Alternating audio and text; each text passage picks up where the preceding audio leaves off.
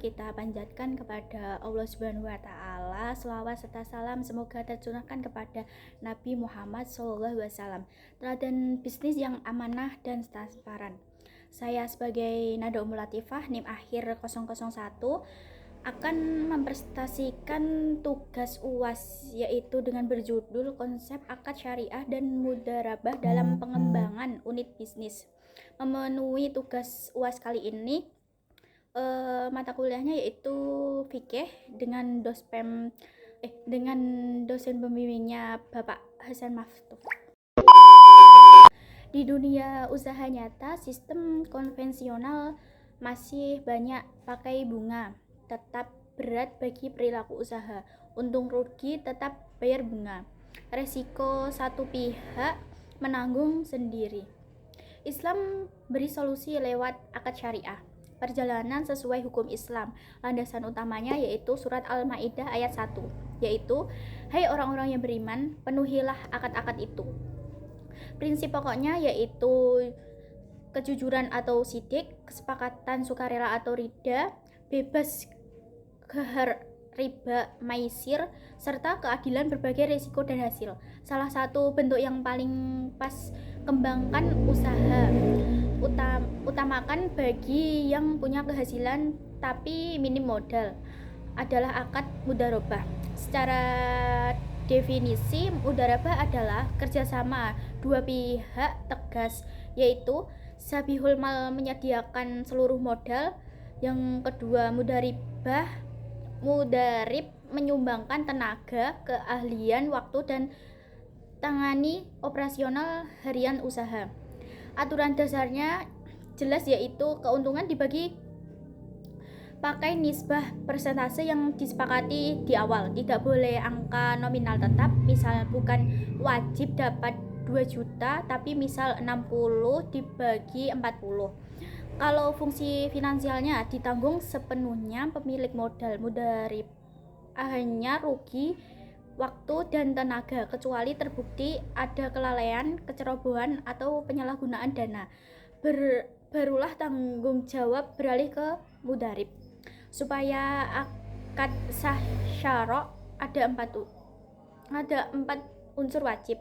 Yang pertama, modal atau rasul mal, jumlah pasti, jelas, bentuknya bisa diserahkan sepenuhnya, bukan berupa utang. Yang kedua, tenaga dan keahlian mudharib, mampu menjalankan usaha amanah, paham bidangnya. Yang ketiga, nisbah bagi hasil, resiko jelas, disepakati bersama tanpa paksaan. Yang keempat, larangan upah tetap, pendapat mudharib murni dari raba usaha, bukan gaji bulanan. Dalam pengembangan unit bisnis, mulai kuliner, dagangan, jasa, sampai usaha komunitas, peran mudharabah sangat strategis. Menjembatani modal yang punya dana tapi tidak sempat dikelola dengan perilaku usaha yang punya ide dan keterampilan tapi terbatas uang. Ini wujud nyata prinsip ekonomi berbagi. Manfaat konkretnya yaitu akses modal halal tanpa riba. Kedua, pihak sama-sama berusaha jaga kinerja karena untung sama-sama. Resiko tidak utuh ke satu bahu saja. Kerjasama tumbuh atas dasar kepercayaan dan amanah. Kalau dibandingkan kontrak konvensional ada bunga tetap, resiko penuh ke pinjaman, bunga sekedar kreditur debitur, laba tidak terikat kinerja usaha. Mudharabah, kebebasan riba, gahar, risiko dan hasil disesuaikan kesepakatan kemitraan sejati, mendukung usaha berkelanjutan sesuai syariat. Namun, penerapan di lapangan ada tantangan nyata, yaitu resiko moral hajah, pengelolaan bekerja kurang sungguh-sungguh, catatan tidak rapi, atau penyalahgunaan dana, kesulitan bukti transparan laporan, perselisihan sangat menghitung laba berhasil, dan pendapatan kotor, serta belum paham syarat sah akad di masyarakat. Supaya amanah dan sah, ada 3 langkah runtut. Yang 1, persiapan. Tentukan jumlah modal pasti, cek rekam jejak dan kompetensi calon mudarib.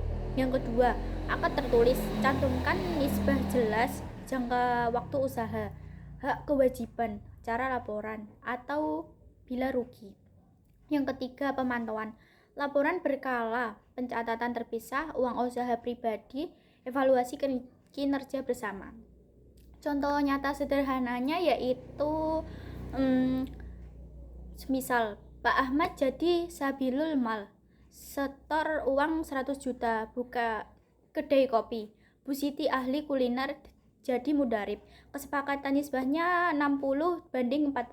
Setelah 1 tahun berjalan, laporan keuangan terapi dapat laba bersih 50 juta. Pak Ahmad menerima 30 juta. Bu Siti terima 20 juta. Kalau rugi 10 juta karena pasar menurun, Pak Ahmad yang menanggung kerugian dana. Bu Siti rugi waktu kerja saja. Ini bukti kunci sukses utama, tetaplah transparansi dan saling terpercaya. Sebagai penutup dapat disimpulkan, akad syariah adalah pondasi membangun bisnis halal, adil, dan berkah, khususnya mudharabah menjadi instrumen pembiayaan efektif. Kembangkan unit usaha, menggabungkan kekuatan dana sahibul mal dan keahlian mudarib. Penerapan prinsip bagi hasil tanpa riba, resiko adil sesuai syariat. Keberhasilan tidak cukup hanya akad tertulis indah, tapi butuh dijaga kejujuran, keterbukaan laporan, dan sikap amanah keduanya. Semoga paparan ini mudah dipahami dan bermanfaat. Saya terbuka sepenuhnya masukan, koreksi, dan diskusi dari Bapak Hasan Maftuh serta teman-teman sekalian. Terima kasih. Wassalamualaikum warahmatullahi wabarakatuh.